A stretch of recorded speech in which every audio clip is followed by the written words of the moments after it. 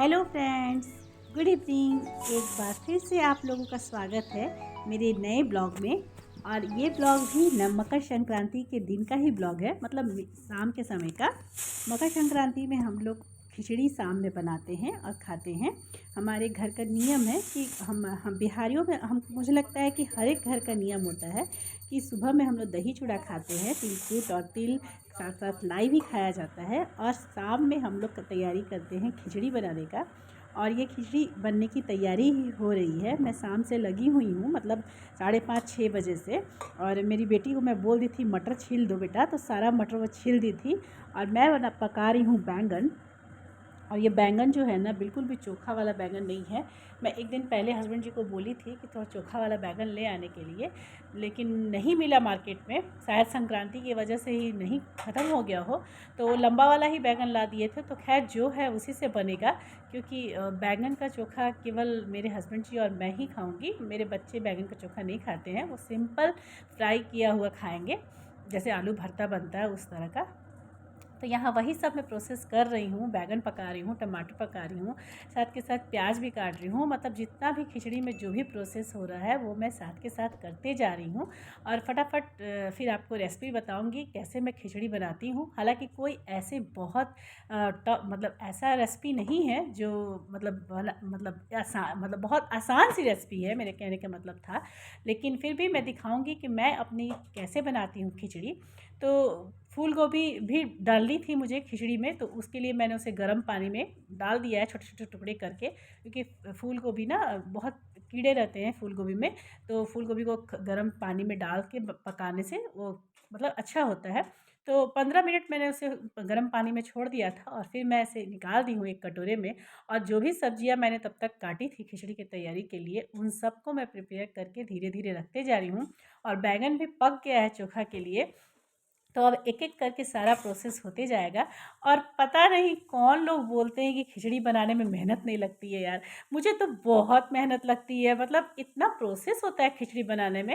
हाँ, अगर आप वन पॉट बना रहे हैं तो कोई दिक्कत नहीं है, लेकिन फिर भी उसको बनाने में प्रोसेस है और बहुत सारा चीज़ उसमें खाया जाता है। हालांकि मैं यहाँ बहुत सारा चीज़ खिचड़ी के दिन कितने लोग खाते हैं, बचका पकौड़ी बनाते हैं, लेकिन मैं उतना नहीं की हूँ।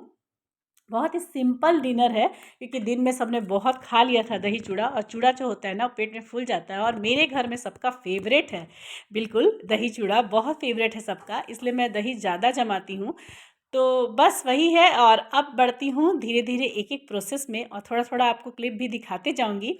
और वीडियो ऐसा नहीं तो बहुत बड़ा भी हो जाएगा, तो थोड़ा सा मैंने एडिटिंग करके बाकी सब काटा भी है, क्योंकि हर एक चीज़ नहीं दिखाना संभव है। तो अभी मैं बना रही हूँ धनिया पत्ता की चटनी, जो सिंपल सी धनिया पत्ता, टमाटर और लहसुन और मिर्चा डाल के मैं बनाई हूँ। और बस इसे पीस दूंगी मिक्सी में, और ये चटनी तैयार हो जाएगा। और उसके बाद मैं चोखा तैयार करूंगी, और धीरे उसके बाद में लास्ट में खिचड़ी बनाऊंगी और गर्मा गर्म सबको खिचड़ी दूंगी। तो खिचड़ी का तो यही ऐसे मैं 6 बजे से किचन में लग गई थी, और मतलब खाना हम लोग खाए हैं 8:30-9 बजे तक डिनर हुआ है हम लोगों का। तो थोड़ा टाइम लगता है, बैगन वगैरह पकाने में टाइम लगता है, धीरे धीरे बनती है। और सिंपल सी खिचड़ी चोखा और चटनी ही मैं बनाई हूँ, और साथ में पापड़ छान दी हूँ, क्योंकि मेरे बच्चों को खिचड़ी पसंद बिल्कुल भी नहीं है। और इसीलिए मैंने सब्जियाँ भी बहुत सारी नहीं डाली है, कुछ कुछ सब्जियाँ वैसी डालती हूँ जो बच्चे खा लेते हैं।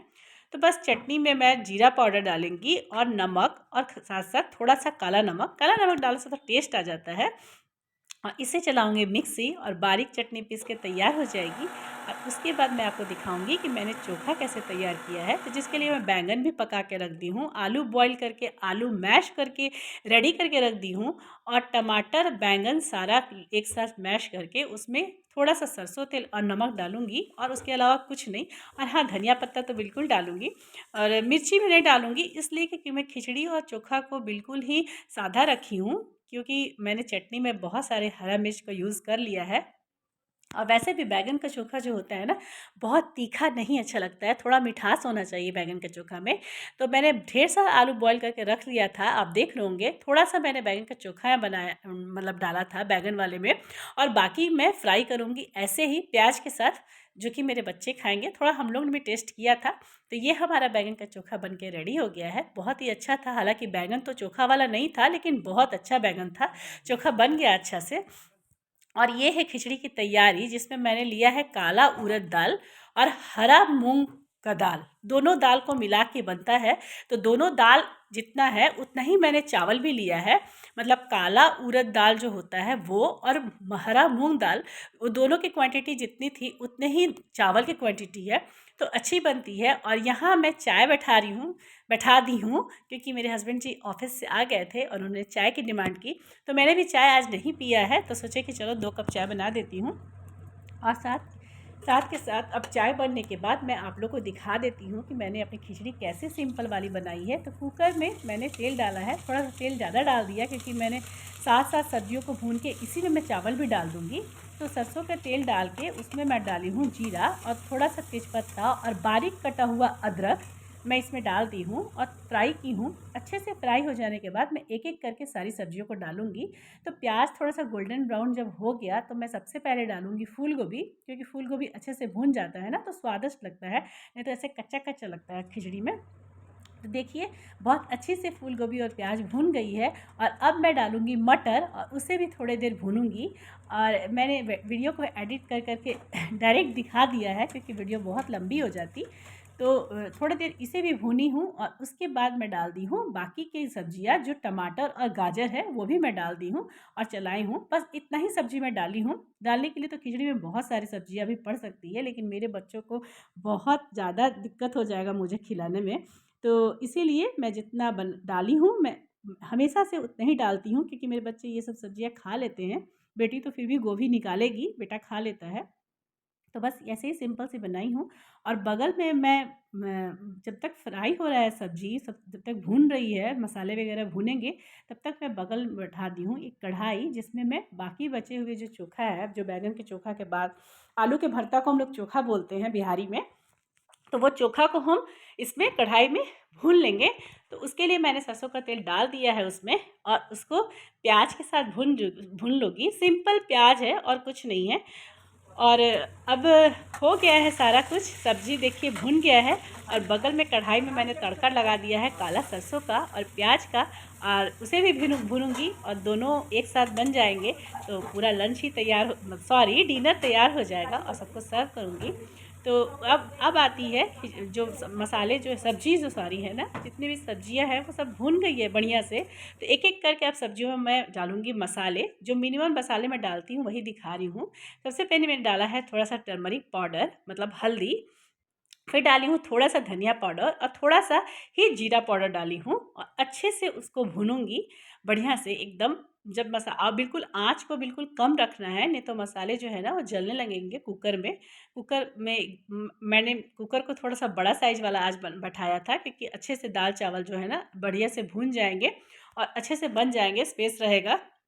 और ये जो मैंने धो के और फुला के पानी में रखा था, मतलब दाल और चावल के जो रेशियो थी, उन सबको डालूँगी। और मसाले के साथ-साथ थोड़ी देर मसाला मैं भूनी थी, और उसके बाद इन मसालों में इस चावल और दाल के जो का जो ये है, धोया हुआ रखा हुआ है, उसे भी मैं अच्छे से भूनूँगी बढ़िया से। और उसके बाद सबसे लास्ट में इसमें पड़ेगा नमक। शायद इसका क्लिप मैं एडिट करते समय हट गया है मुझसे, तो इसमें नमक भी पड़ा है। जी हाँ, बिल्कुल, खिचड़ी में कोई भी खाने में नमक तो पड़ेगा ही, लेकिन जब मैं वीडियो देख रही थी बाद में तो मुझे लगा कि शायद मैंने नमक वाला क्लिप को ही डिलीट कर दिया। तो इसमें मैं डालूँगी नमक, और बढ़िया से जब ये सब अच्छे से भून जाए तो मैं पानी गरम करके इसमें डालूँगी। जितना ये सब खाने, जितने मतलब खिचड़ी की क्वांटिटी है उससे डबल, मतलब चावल और सब्जियों की क्वांटिटी जितनी थी उससे डबल पानी पड़ेगा इसमें। और अच्छे से इसको चलाएंगे और एक बॉईल आएगा तब इसमें 1 चम्मच डाल देंगे गरम मसाला। लास्ट में सबसे गरम मसाला डालना है, और अच्छे से मिला के एक बॉईल आने का इंतज़ार करेंगे। और बस बन ही गया है। अब कुकर की सीटी लगेगी और एक विजिल लगेगा, लेकिन उससे पहले उसमें डाल देते हैं खूब सारा धनिया पत्ता, क्योंकि धनिया पत्ता खिचड़ी के स्वाद को बढ़ाएगा भी, और अभी सीजन में भी है तो सीजन वाली जो चीज़ें होती है ना उसमें स्वाद अलग से रहते हैं। तो इसीलिए मैं उसमें डाल दी हूँ अच्छे से धनिया पत्ता और बढ़िया से चला दी हूँ। और अब लगाऊंगी कुकर का ढक्कन, और बस एक विजिल आएगा और खिचड़ी तैयार हो जाएगी। इससे ज़्यादा की ज़रूरत नहीं पड़ती है, क्योंकि जो दालें हैं ना इसमें वो बहुत जल्दी गल जाती है, चावल के साथ साथ ही गल जाएगी। तो खिचड़ी का तो बिल्कुल काम हो गया है। अब है चोखा बनाने का, जिसे भरता भी लोग बोलते हैं, लेकिन बिहारी में तो चोखा ही बोला जाता है। तो वो बना रही हूँ और चोखा भी भुन गया है तो उसमें भी थोड़ा सा धनिया पत्ता डाल दी हूँ। सिंपल सी ऐसे ही खिचड़ी बनती है हमारे यहाँ। तो अगर आपको मेरी वीडियो अच्छी लग रही हो, मेरा ब्लॉग पसंद आता हो, तो प्लीज़ मेरे चैनल को सब्सक्राइब कर दीजिए और मेरे इस वीडियो को ज़रूर से लाइक कीजिए, क्योंकि थोड़ा सा मुझे बहुत अच्छा लगता है। तो ऐसे तो लगता है जैसे कि मतलब क्या ही बोलूँ, थोड़ा मन दुख ही हो जाता है, और कोई बात नहीं है। लेकिन ठीक है, काम है तो करना है, जिन्हें पसंद आए सो आए। तो बस वही है। और अब हो गया है चोखा तैयार, और इसी कढ़ाई को धोकर मैं इसमें पापड़ तल दूँगी। मैंने पहले भी ब्लॉग्स में कहा था, मैं रात को थोड़ा कम बर्तन यूज़ करती हूँ। बर्तन था, बहुत सारा बर्तन है, लेकिन मैं यूज़ बहुत कम करती हूँ। देखिए कुकर में एक विज़िल बज गया और मैं कुकर को बंद कर दी हूँ। और खिचड़ी में अब तड़का लगेगा। खिचड़ी का विज़िल लगने के बाद ठंडा भी हो चुका था, और अब तड़का लगेगा। उसमें मैं डाली हूँ घी 2 चम्मच, और जब बहुत गर्म हो गया था मैं थोड़ी देर के लिए बंद कर दी थी। और अब मैं डालूँगी जीरा, और उसमें डालूँगी 1 चम्मच लाल मिर्च पाउडर। बिल्कुल बंद, एकदम कम आंच में, या फिर बहुत अगर गर्म हो तो गैस बंद ही कर दीजिए, नहीं तो मिर्च जल जाएगी। और यहाँ पे लग गया है तड़का, घी वाली तड़का जो होती है खिचड़ी में, और बन गया है खिचड़ी। और अब पापड़ तल तल के निकाल दूँगी। तो बर्तन के बारे में बता रही थी मैं पहले भी अपने ब्लॉग में बोली थी कि मैं रात को थोड़ा बर्तन कम यूज़ करती हूँ, क्योंकि मुझे रात को सारा बर्तन धोना होता है, किचन को साफ़ करना होता है। जूठा बर्तन मैं नहीं रखती हूँ सिंक में, आदत नहीं है मुझे। तो इसीलिए मैं मतलब जितना हो सके ना, मैं बर्तन को खंगाल के यूज़ करते जाती हूँ। कढ़ाई तलने के लिए दूसरा है मेरे पास, लोहा की कढ़ाई है जिसमें मैं तलने का काम करती हूँ, लेकिन फिर उसे करूँगी तो इसे भी धोना होगा। तो इसलिए मैं सोची कि इसी को खंगाल के थोड़ा सा पापड़ तल देती हूँ। कढ़ाई में आप लोग देख भी रहे होंगे, तेल बहुत कम डाला है मैंने, थोड़ा थोड़ा करके पापड़ निकाला है, क्योंकि रिफाइंड जो है ना, तला हुआ बहुत दिन तक लंबा यूज़ नहीं किया जाता है। तो थोड़े से ही तेल में मैं तल दी हूँ, ताकि उसको फिर तुरंत ही रीयूज़ कर लूँगी। क्योंकि बहुत ज़्यादा तेल अगर डाल दूँगी तो फिर वो जल्दी यूज़ नहीं होगा, और वो नुकसान भी होता है हेल्थ को। और बन गया है सब कुछ, और अब निकाल रही हूँ मैं खाना, और आप लोग को भी दिखा देती हूँ कि क्या क्या बना है आज। तो ये है मेरे हस्बैंड जी का और मेरे बेटे का खाना। और बेटी कुछ पढ़ाई कर रही थी तो बोली मम्मी मैं बाद में खाऊंगी, तो उन लोग को मैं डिनर निकाल रही हूँ। तो यही है हमारा सिंपल सा संक्रांति का खिचड़ी वाली थाली। तो यदि वीडियो मेरी पसंद आए तो प्लीज़ इस वीडियो को एक लाइक कर दीजिएगा, और जिन्हें भी मेरा वीडियो फर्स्ट बार शो हो रहा है वो प्लीज़ मेरे चैनल को सब्सक्राइब कर दीजिए। मिलूंगी फिर नेक्स्ट ब्लॉग में, और अभी इस ब्लॉग को मैं यहीं अंत करती हूँ। तब तक के लिए बाय बाय।